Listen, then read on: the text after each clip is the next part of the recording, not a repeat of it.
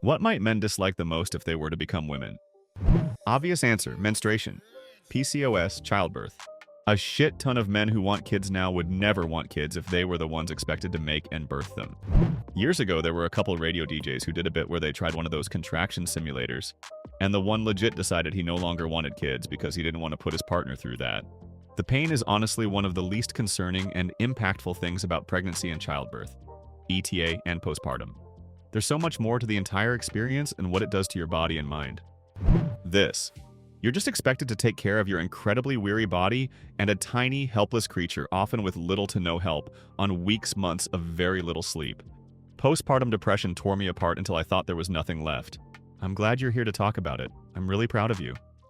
Just having a period is fucking hell. Even if you don't have huge cramps, it's this whole thing you have to manage every month and expect every month all the time from the age of 11 or 12, or earlier sometimes. You have to make sure you always have whatever you need, tampons, pads, or access to reusable supplies. And you cannot ever just exist. Maybe you don't have cramps, but you may have an excessive amount of bleeding. You may get sick. You may run a fever every fucking month for 2 to 3 days. You may have an extraordinary amount of fatigue, and as a result, just fucking hate life for a whole week before your period. They say girls mature earlier than boys. Of course we do. We have this whole fucking situation to manage every 21 to 32 days and know it's going to happen again next month. And then maybe you have PMDD, or the classic period shits, gain 8 moms in 3 days and everything is uncomfortable. All the women in my family get sick during their period. Like the immune system just gives TF up and lets any random cold flu passing germ walk all over you. The gnawing hunger, insomnia, hot flashes, body pains, migraines. The list is interminable. Destructive impulsivity, tachycardia, anemia, to the point of breathing or cardiac issues at the extreme end, worrying about smells, stains, expensive supplies. The way women talk about it, having a period, and related to this, the cost of women's hygiene products. Sometimes I think about how much money I save just by being a guy. Women's hygiene products and also makeup. Not to mention the time it takes me to get ready to go anywhere. I can take a 10-minute shower and run out the door, no problem. But if a woman decides not to wear makeup, people are asking her if she's feeling wet. Bras are also so expensive. If you have big boobs, some women can just slap a couple of band-aids on there and be done with it. But some of us need infrastructure. Everyone assumes you don't know what you're fucking talking about, no matter how much you know. People. Women need to have confidence.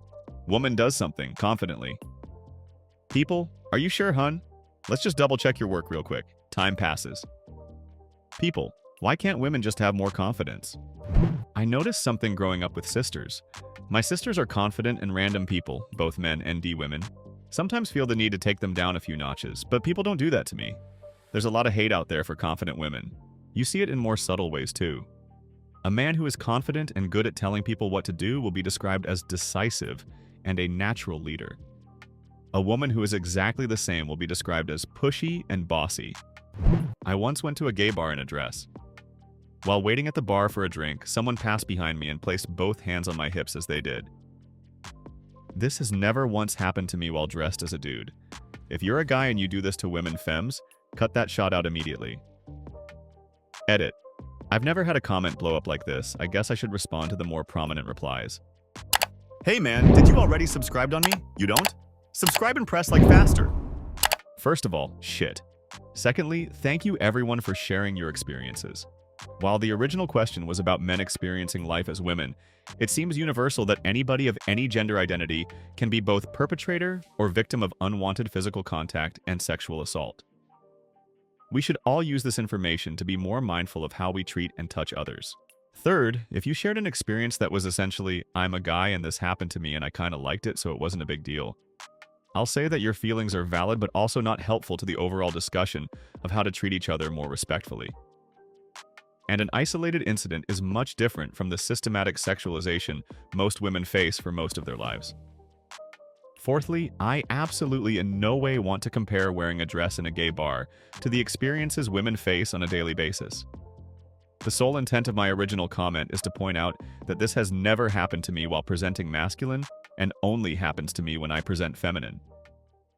I'm only extrapolating that life as a cis woman would be like this constantly, and the vast majority of replies seem to support that.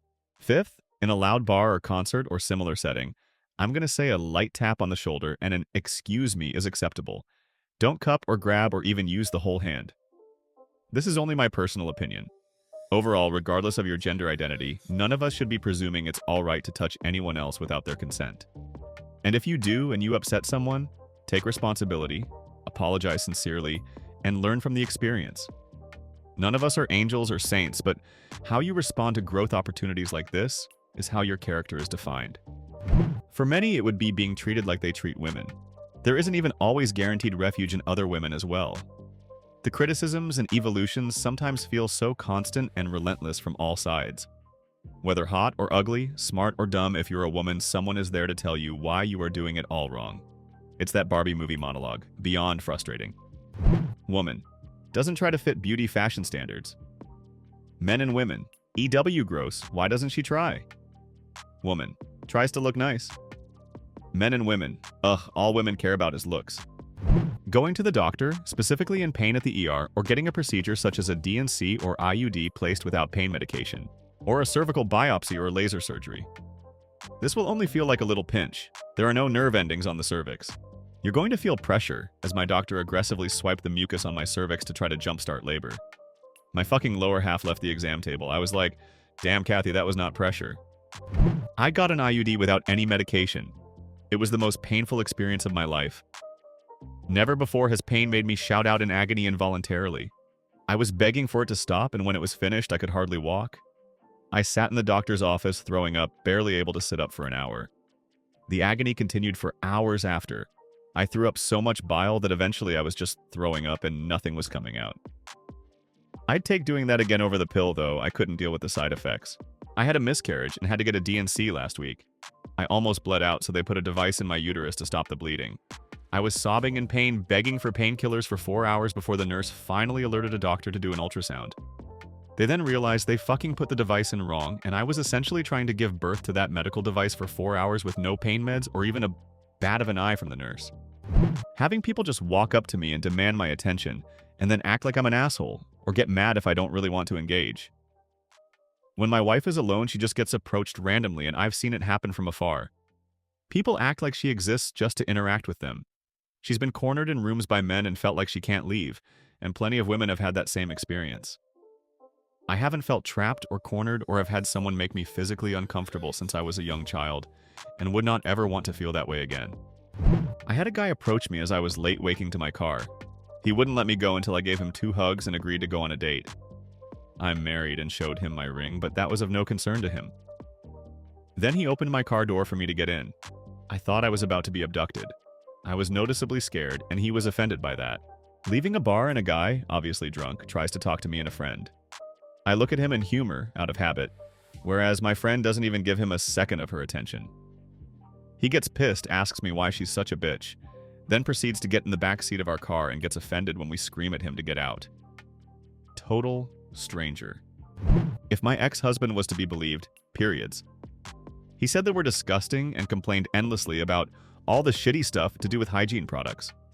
Also bitterly complained about being deprived of sex foe that 4 or 5 daytime. I'm a very, very clean person. Would hand wash anything bloodstained before putting it in the laundry. I used to wish he could go through it for perspective. He was married twice more that I know of. I always wondered how the next 2 coped. Being grossly invalidated or ignored for, specifically reproductive treatments during hospital visits, but also for general health issues. I'll also add to this. Anything that might be ailing a woman will be dismissed as just her period. She might be pregnant, she needs to lose weight, or she's just there looking to get drugs and male attention, or just making it all up. All the maintenance that is required to create that effortlessly beautiful, sexy, cute look. Implicit in your comment, but I would specify the societal expectation and pressure that we invest our time and energy in that, rather than getting shit done. I would say the removal of every scrap of goddamn body hair or putting up with judgment if you don't. Such a pain in the ass. And thighs, and pits, and etc, etc, etc. How men treat you when no other men are looking. Hell, even while other men are looking just to try to impress them. Yes, I was harassed incessantly starting at age 12 because I developed early. Gross, disgusting men, pillars of the community, fathers, grandfathers, etc., would say vile, filthy comments to me if no one was in earshot. I've always thought that 12, 15-year-old girls are the most vulnerable to predators. The constant criticisms over every little fucking thing by complete strangers? Yeah, I wouldn't miss the, "You look angry, why don't you smile?" after a very long day of work. Edit. I see that men say they get that as well. Didn't knew that. Why don't we just let people look angry in peace? I also meant it in a way that people say it to you in a condescending or intimidating way. Or in worse cases, standing in front of you and not letting you continue to do what you did until you give a smile. Not being taken seriously, and when you call attention to it, you're being bitchy. Being assumed to be ignorant about a subject you have expertise in, being infantilized. Your hobbies and interests, if feminine coded, will be seen as lesser. Even when you take up a masculine hobby, you will be constantly questioned. You won't be listened to because people assume you don't have any clue what you're talking about. Your concerns will be seen as minimal or lesser. You will be seen as nagging when you bring up a real concern. You bring it up again and again, and nothing. You will be ignored and dismissed by doctors. You'll feel very small in this world. For real, I didn't realize how much it sucks the way women still get treated differently until reading these comments and going, "Oh yeah, that's happened to me, that too." The worst has to be having men talk to you as if they know more than you about everything. As if you're a child. I actually enjoy getting into a discussion about anything that I know about with men that do this and slowly bringing the conversation in the direction of pointing out that I know what I'm talking about. How the world perceives you. If you're passionate as a man, you're hysterical as a woman.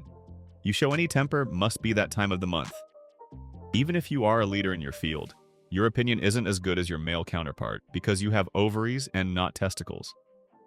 Being afraid or at least cautious when outside, by yourself, at night. Not being able to pee standing up. I think most of them would be shocked with the poor treatment they'd receive, absolutely shocked. And then when they complain about said poor treatment, they would be accused of overreacting, or being over-emotional or too sensitive. Comments on your weight. Either too skinny, too fat, too muscular, wrong shape. You can never win. No one ever listening to you, ever. Everything you say is questioned, or you say things at work and everyone acts as if they've gone spontaneously deaf until a man says the same thing. If you say someone assaulted you, you'll get asked, "Are you sure?" Ad nauseum. Forever. About everything. You will never just be believed. Never. Someone will always ignore, belittle, or question you. Trans man here, I've lived as both a man and a woman in my adult life. A couple of things. Women don't get taken very seriously in a lot of aspects, especially in certain subcultures. I grew up in the American South, and there was always still a lot of "oh sweetie Altoni" type patronization that I just haven't experienced as a man, and I think a lot of men would be wholly unprepared for it. Not that every man is always taken seriously, but a lot of men I've known are generally used to being at least listened to when they've had a complaint or something, for instance at work.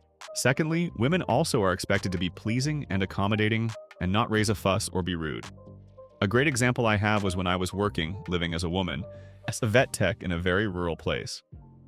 I was up front with two other technicians, a man and a woman, when a client came in the door.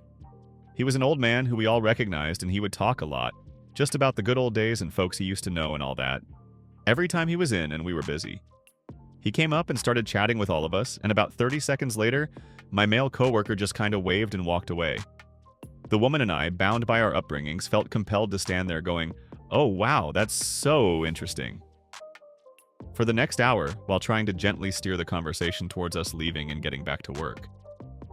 But if we had done the same thing as he did, it would have been rude, and we definitely would have been scolded.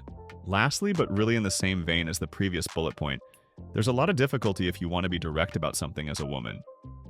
When I lived as a woman, I'd hear from my husband, "You need to march on down into your boss's office and tell him this is how it has to be. You can't do X and Y and more. That's not okay." And so on.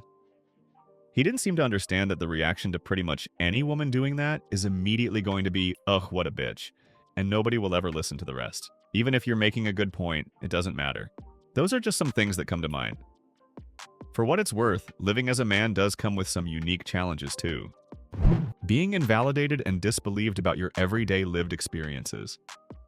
My father doesn't believe that violence against women exists, even though my sister is a women's studies professor and my mother legally defends victims of domestic abuse. Thanks for watching this video. Subscribe, press like, and comment if you are a man. Would you like to be a woman?